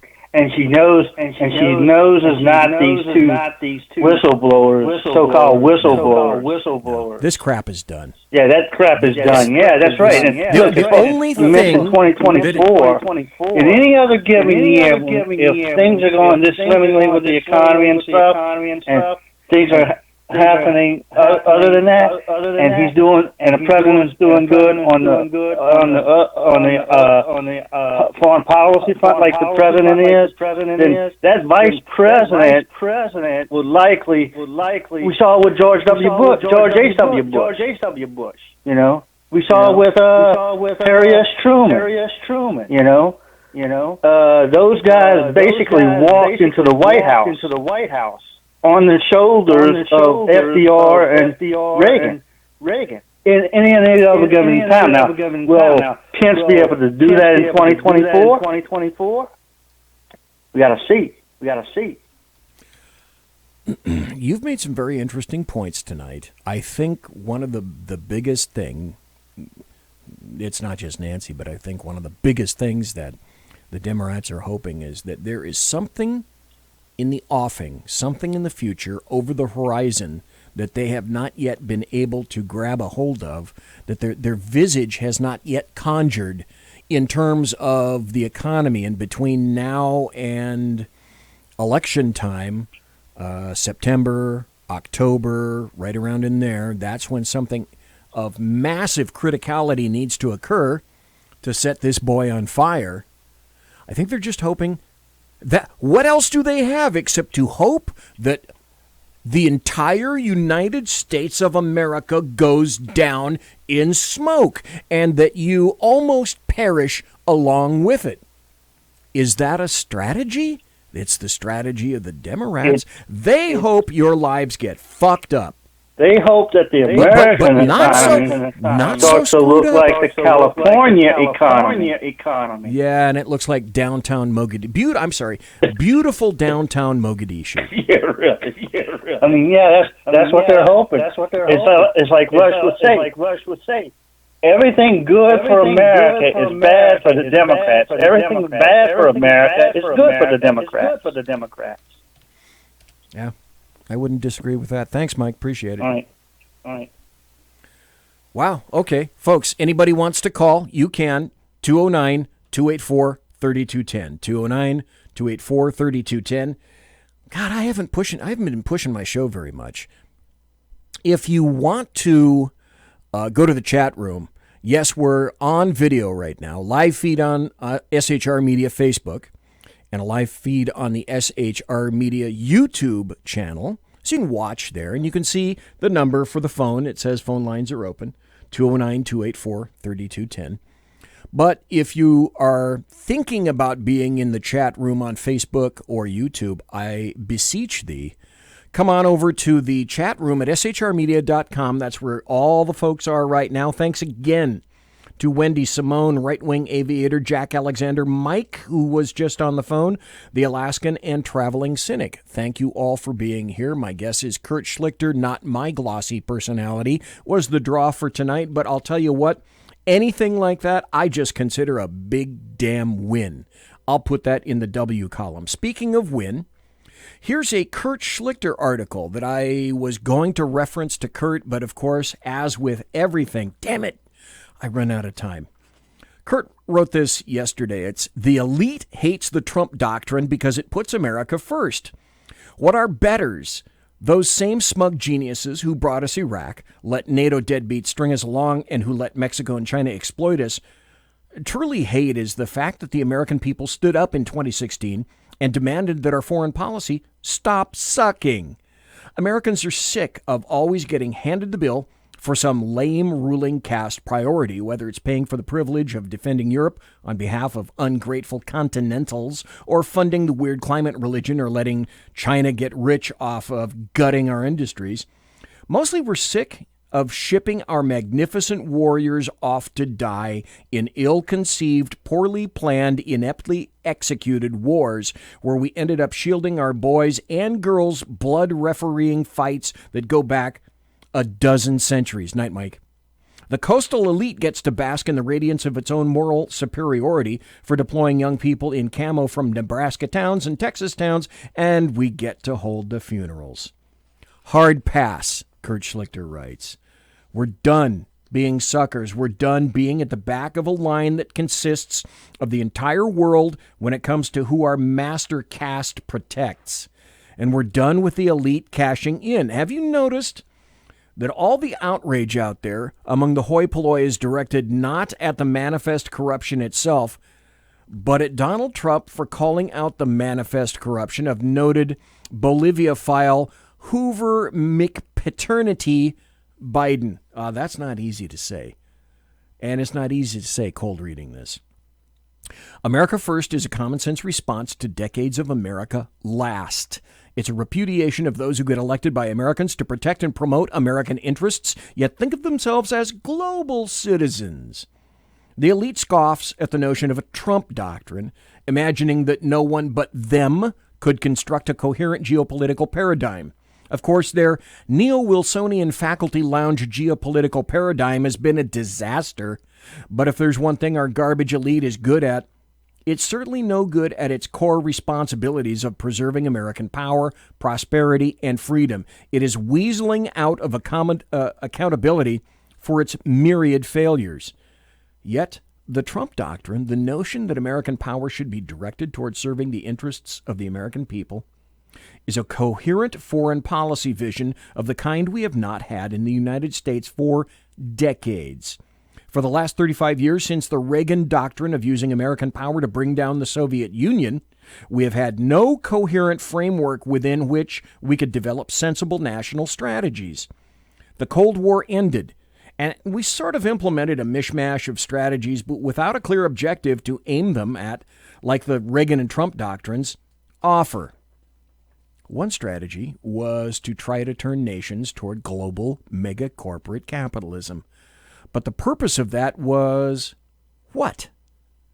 How was it helpful to America when we subsidized international development through bad trade deals that wrecked our manufacturing base and traumatized our working class?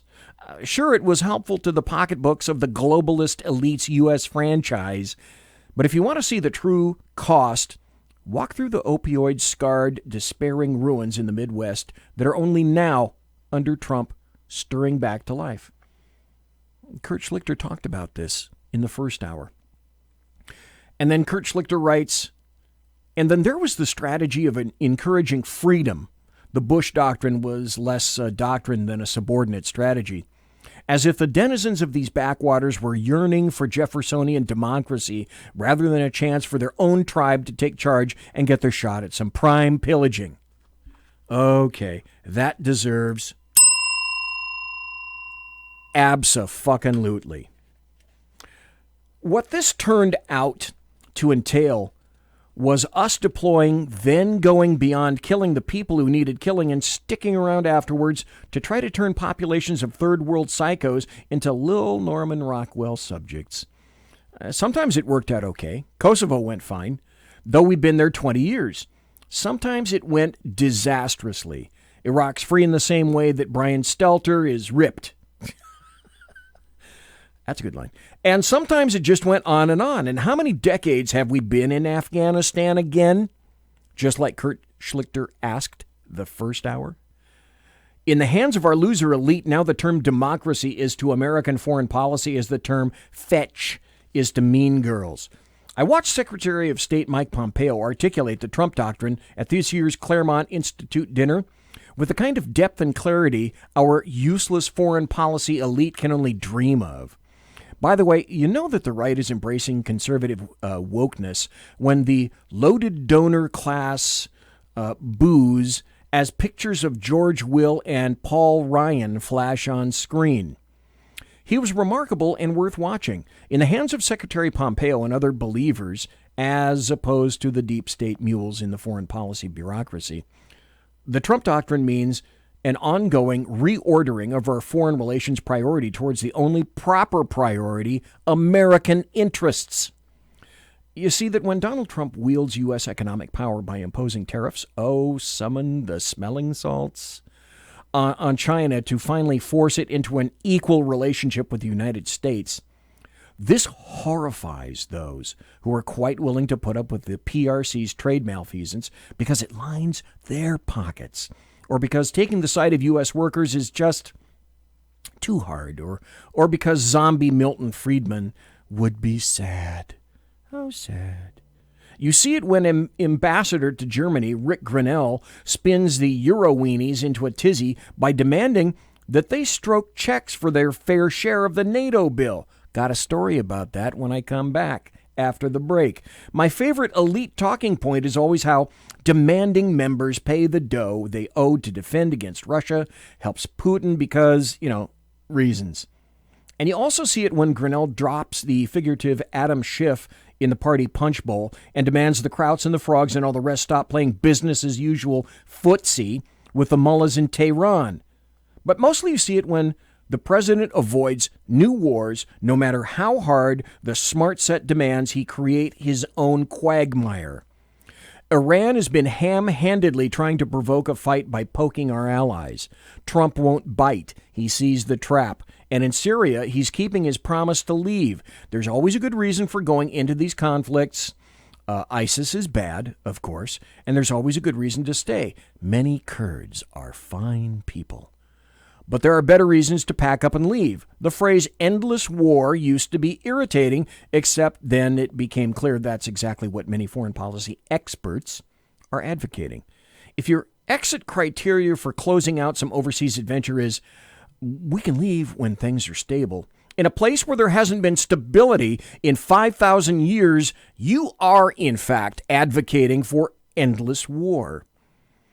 Getting out of wars requires getting out of wars, and sometimes it's going to be ugly. But unless you can explain to the family of a dead soldier why it's worth it to stay, it's not worth it to stay. The American people, at least those who aren't in D.C. or the media, understand that every problem around the world is not our problem. If you're one of those citizens of the world, then feel free to enlist in the army of the world. Just count us out of your bloody altruism. It's particularly galling to see people you know would screech if Trump used force, like against NATO ally Turkey, screeching because he won't. President Trump ought to throw his back to their pouty faces and tell them that if the members of the House and Senate are so eager for war, they should avail themselves of the Constitution's War Powers Clause at Article 1, Section B, Clause 11, and declare one.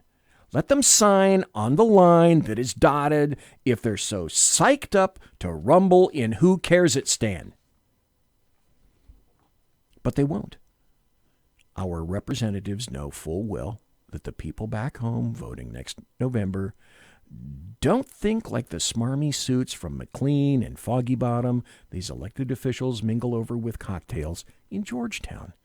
The American people have had enough of stupid trade deals, of stupid border shenanigans, and of stupid wars. The Trump doctrine is really just a fancy name for the common sense view that America's leaders should use American power to advance the interests of Americans. And that's why the elite hates it.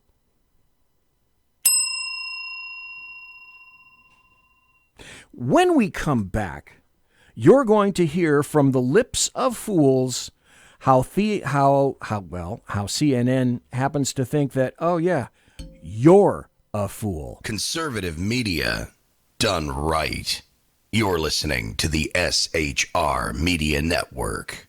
From a public locker inside a dilapidated Long Island rail station comes a show designed to piss off liberals using truth, facts, and ridicule. The Lid Radio Show, featuring the conservative voice from the People's Republic of New York, the Lid himself, Jeff Dunitz.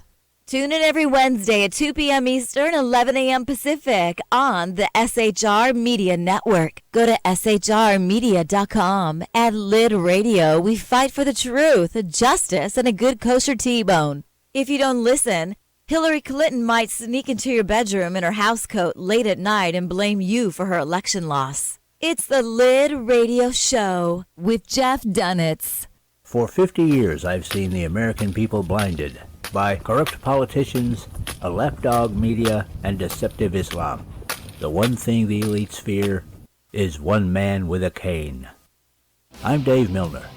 Join me through Spreaker, iTunes, and SoundCloud, through SHR Media and the Western Free Radio Network, for half a century of experienced perspective on political and social issues, weekly on The Unpleasant Blind Guy. And catch me on Jeff Mitchell's EDL Radio on blogtalkradio.com. There's no surrender, ever. Because truth is not always pleasant. This is Shannon Wright of The Right Way with Shannon and Mike in the AM.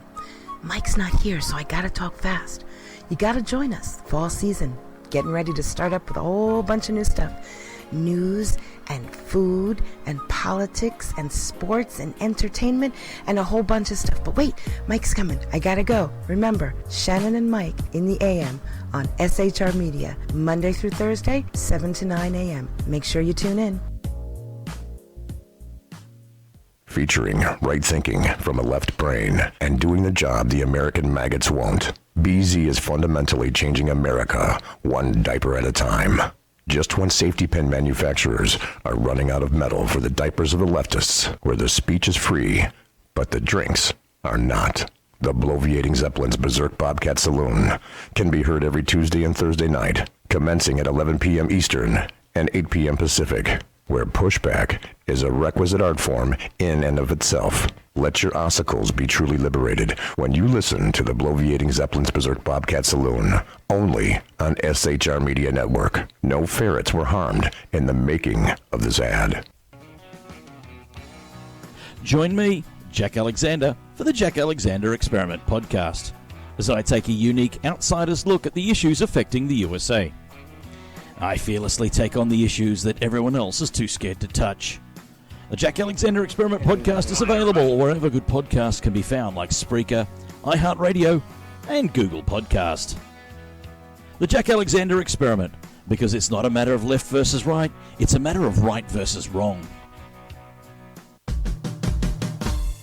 It's your business diva here, Melanie Collette. I am inviting you to a front row seat as I discuss some of the most intriguing details of wealth and finance with today's movers and shakers in the world of business. Listen in and discover financial truths on a global, domestic, and household scale. Uncover topics that will impact your wallet today and in the future. Money Talk with Melanie airs Monday through Friday, 5 p.m. East, 2 p.m. West, right here on SHR Media and High Plains Pundit Talk Radio. You can't afford to miss it. Featuring the effervescent contrarian Sackheads Clint, plus the unrestrained bulbosity of BZ, the Sackheads Against Tyranny is a real chat show. Doubling your late-night conservative talk show pleasure with double the hosts, you can listen every Wednesday night at 8 p.m. Pacific, 11 p.m. Eastern. Please note, some contents may have settled during shipping. Member FDIC, batteries not included, warranty voided Montenegro. Conservative media done right. You're listening to the SHR Media Network. Essentially, we're back. I'm back. He, she, or it is back. You know what? I almost said my pronouns are he, him, and whatever the hell you're supposed to say for the third one. I'm a he, I'm a him. There are only two genders, male and female. Everything else is unmitigated. That's right. You heard it here first. Unmitigated bullshit. CNN just got skewered by Project Veritas. Now, some people are saying that this wasn't much of a skewering. I'll let you be the judge of that. Oh, God, I forgot. God, there's so much stuff I could have talked to him about. I wanted to talk to Kurt about poor little Shepard Smith going away. I know why he went away. And it wasn't because he was tired of being at Fox. Dude was raking in $15 million a year. So it's not like, yeah, I've had it. My job is so tough. I need to leave. No, that wasn't it. In any event, we always knew about the massive political bias of CNN.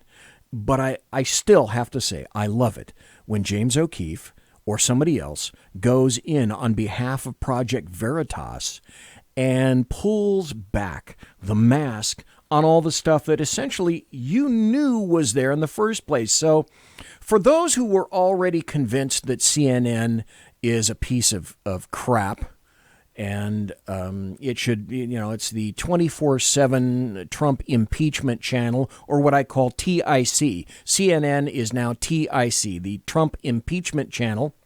Project Veritas happened to release this video. It's a fair amount, but I want you to listen to it because there are some explanations in here as well. And if you haven't heard it, you really, really should. Before I play this, by the way, I have not, and I hope that somebody in chat will be able to tell me, who came out tonight on Tuesday's debate with the Democrats looking halfway decent? Didn't watch it, didn't record it, so I absolutely have no idea. While this is playing, let me know, because I'm kind of curious if anybody came out looking less doltish than the other. This is part one of the CNN Insider blows a whistle on the network President Jeff Zucker and his personal vendetta against the President of the United States. CNN, now officially the impeachment channel. Okay, let's start with Washington, please. I don't care about up the MSNBC event. Okay? I don't care about him. Let's just stay very focused on impeachment. This is Zucker. My name is Kerry Porch. I'm a satellite uplink technician. I'm a contractor at the CNN Washington, D.C. Bureau. But Jeff Zucker, basically president of CNN,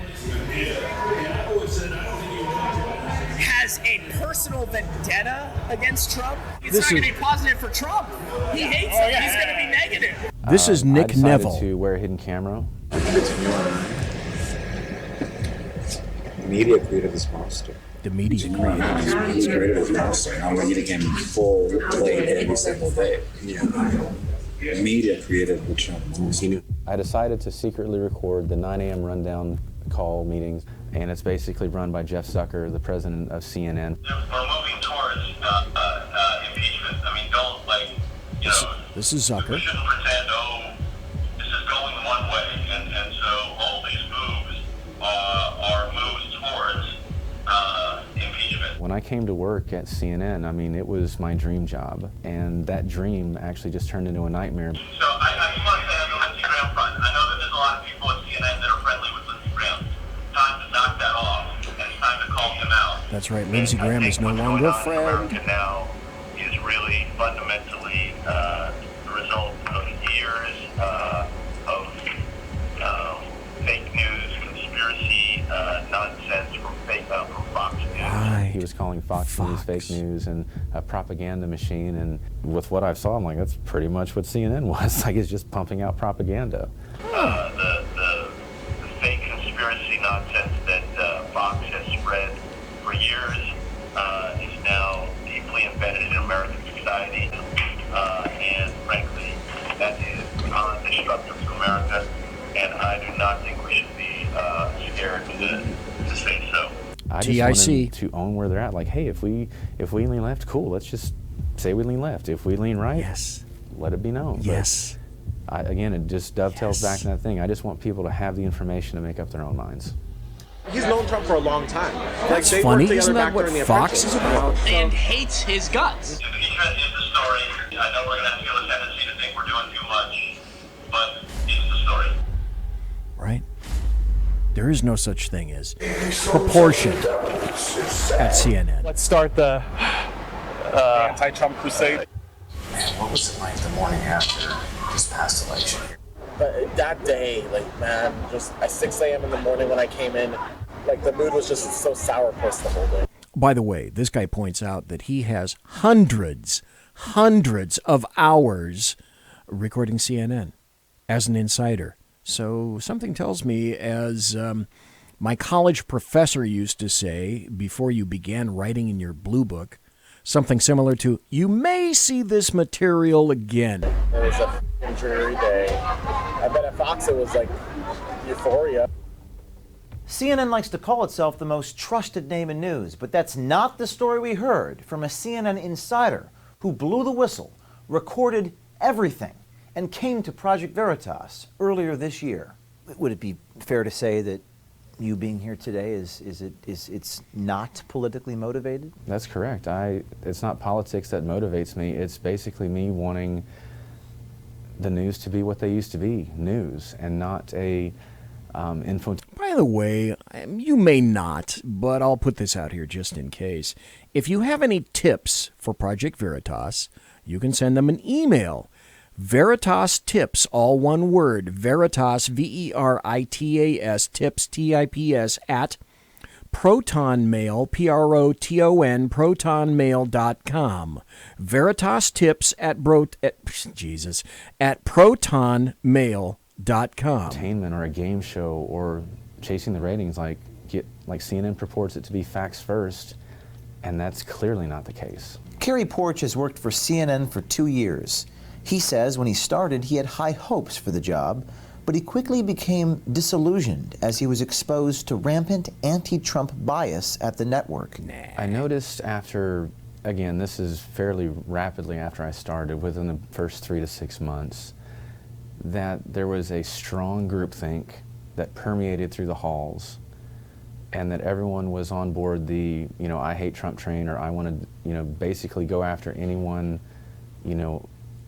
on the center or on the right politically. Porch secretly recorded several of CNN's 9 a.m. morning editorial calls where CNN's president Jeff Zucker leads the anti-Trump charge. We're moving towards impeachment. I mean, don't, we shouldn't pretend, this is going one way, and so all these moves are moves towards impeachment. So don't lose sight of what the big story is. They're done every day, Monday through Friday, and it's basically run by Jeff Zucker, the president of... So what he says, don't be afraid if it's 24/7 the impeachment channel, because I'm telling you, Jeff, as Jeff Zucker, the owner of CNN, I'm telling you what the story is. You blockheads, it's 24/7 the impeachment channel. CNN from the New York Bureau, and he would basically...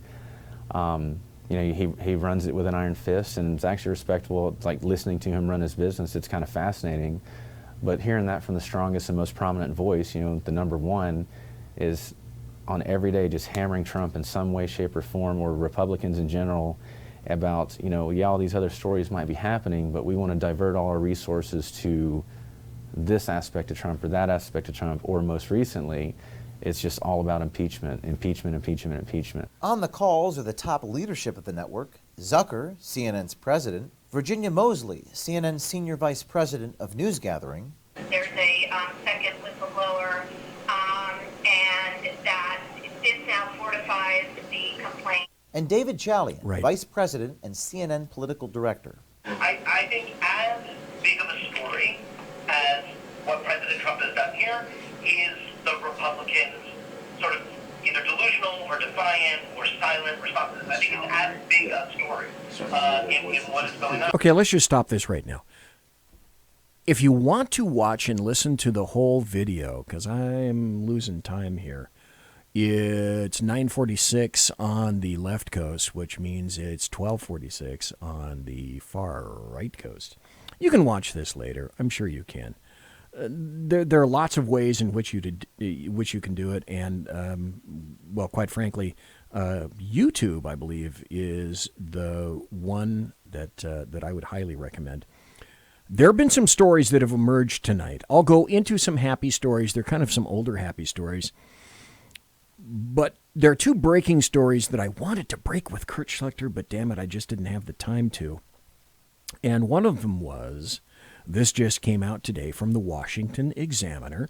My good friend Susan Katz-Keating now works as a writer and editor at the Washington Examiner. This just came out today. This came out in 2016, but people forgot about it. Emails show Clinton denied, then in fact met with a Ukrainian donor. So doesn't this tend to prove all the things that I and others have been saying all along, which is whatever it is that the Democrats are accusing Donald Trump of, and people in his sphere, they themselves are guilty of. Then there was this story. I really wanted to talk to Kurt Schlichter about this because this is a breaking Fox story.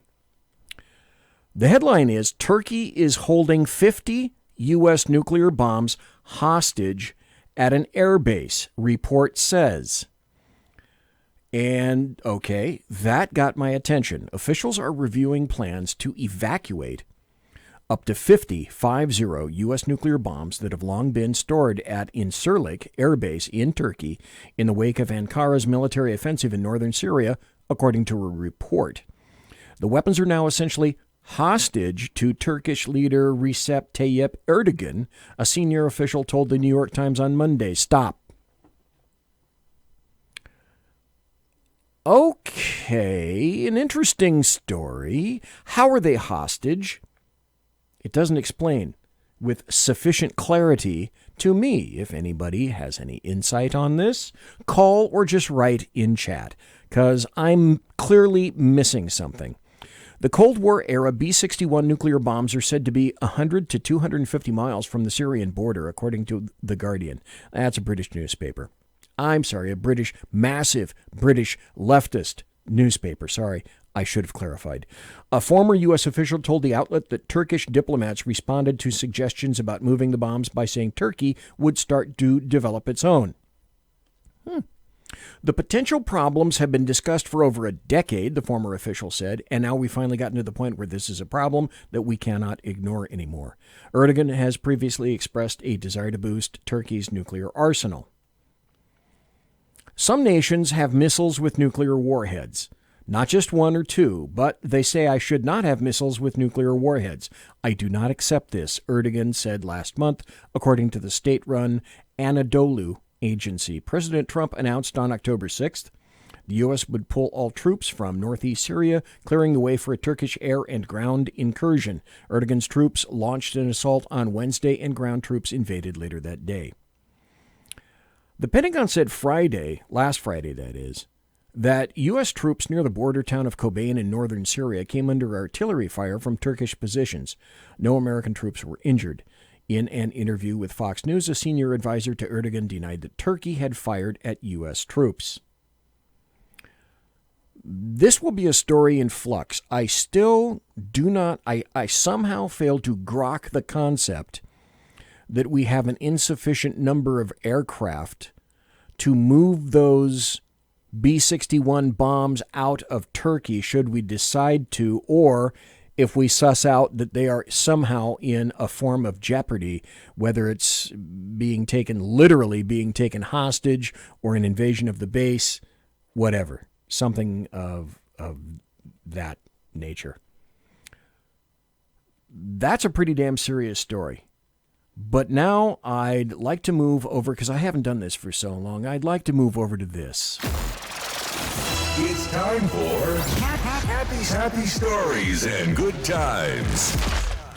Here's a happy story, because George Soros, anytime that George Soros is boo-hooing, I'm a happy kind of guy. This is from newspunch.com. George Soros, Trump is destroying the world. This is just from about a month ago. George Soros is alarmed and frustrated at the speed in which President Trump is dismantling the world as he knows it. Oh, wait a minute. Okay. All right. I'm going to go back to this. George Soros is alarmed and frustrated at the speed in which President Trump is dismantling the world as he knows it. And if I had a producer, what you would have heard is...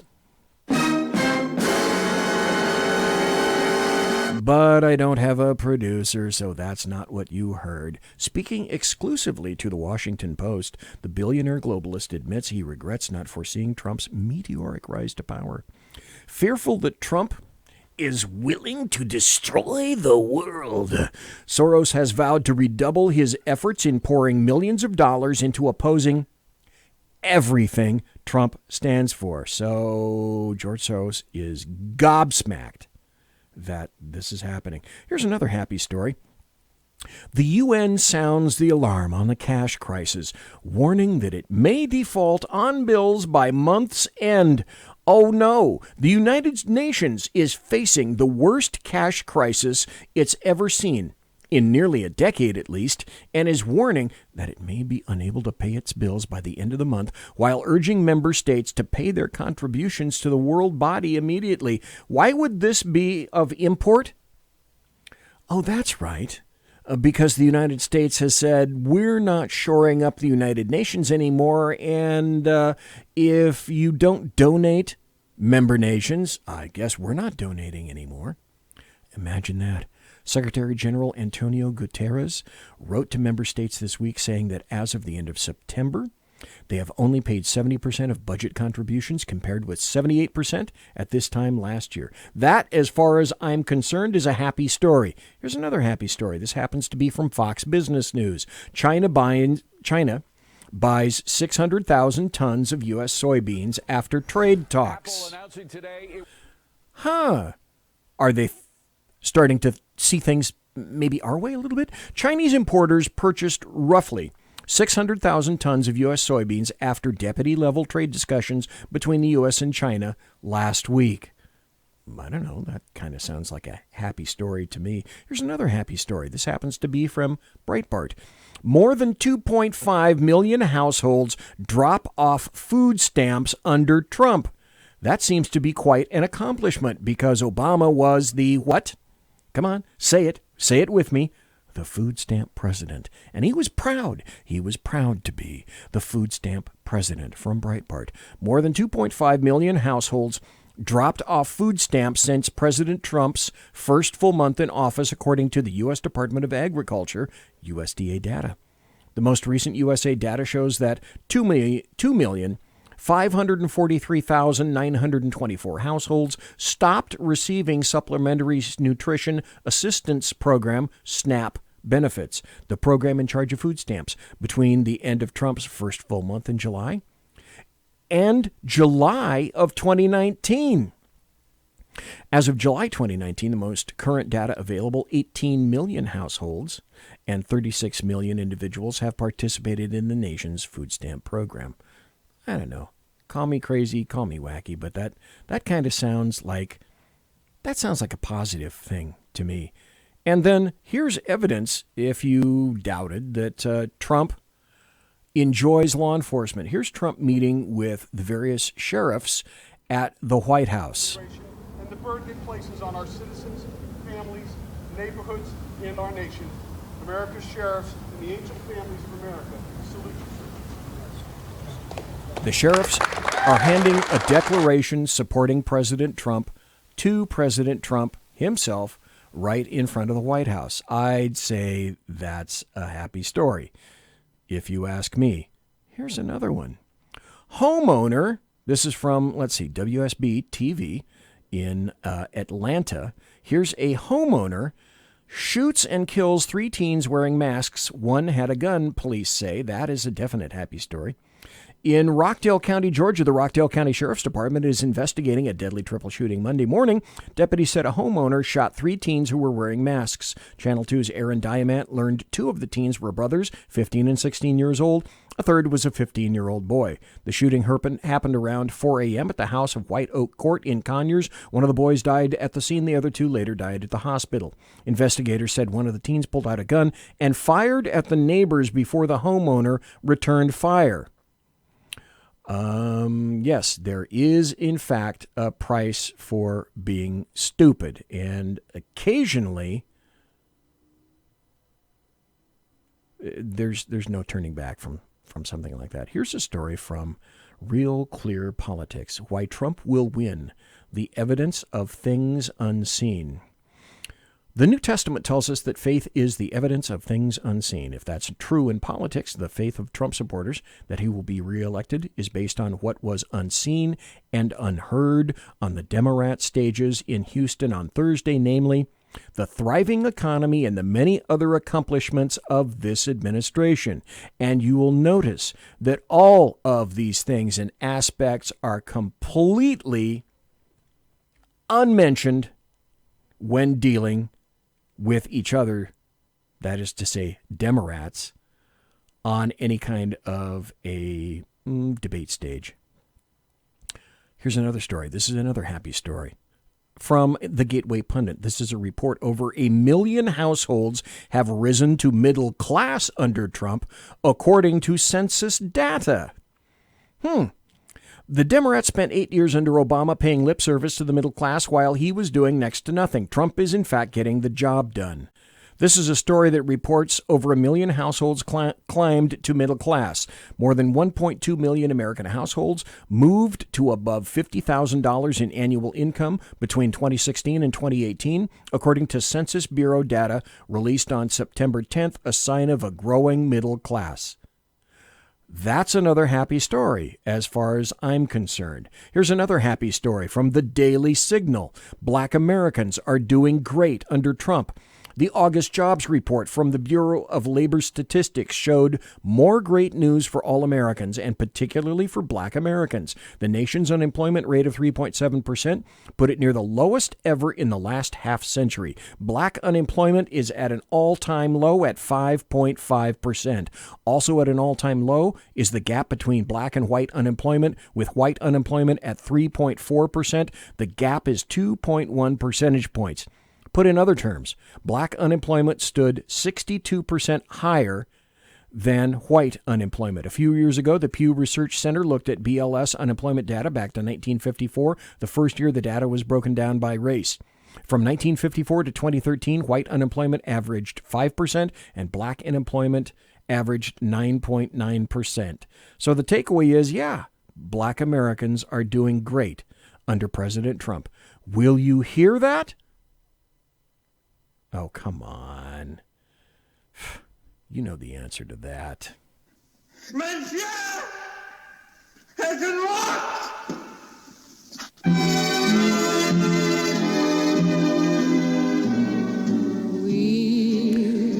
Ladies and gentlemen, boys and girls, children of all ages, thanks for listening to the Bloviating Zeppelin's Berserk Bobcat Saloon radio show, live and direct right here on the SHR Media Network. If you want to contact me, you can find me on Twitter at BZEP, at BZEP, and also on my blog at bloviatingzeppelin.net. Promotional consideration is by the Lockheed Martin Skunk Works and the Boeing Company. If it ain't Boeing, I ain't going. And also by Pratt & Whitney Engines. Thrust. You can trust. Tiaras are by My Little Pony. Thanks to my personal KC-135 Kettle One refueling team with whom I will be consorting in less than an hour. To the folks that I know. Thanks so kindly in the first hour to Kurt Schlichter. Thanks to you for listening live. Thanks to everybody for being in chat. And thanks to everybody listening in podcast. Thanks to the American Trucker for listening to my show. Live and in podcast, you make America move. Tomorrow night, I've heard allegations and rumors to the effect that there may be a Sackheads Against Tyranny show. I'll put out the promo media if there is. I'm pretty sure I'll be back on Thursday. God bless everybody. Take care. Be safe.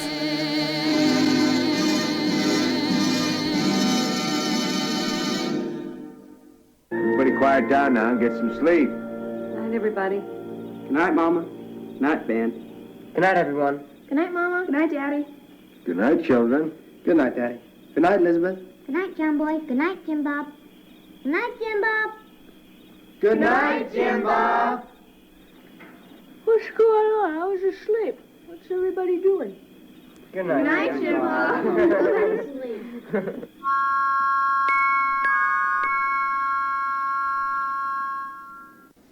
Good night, and good luck.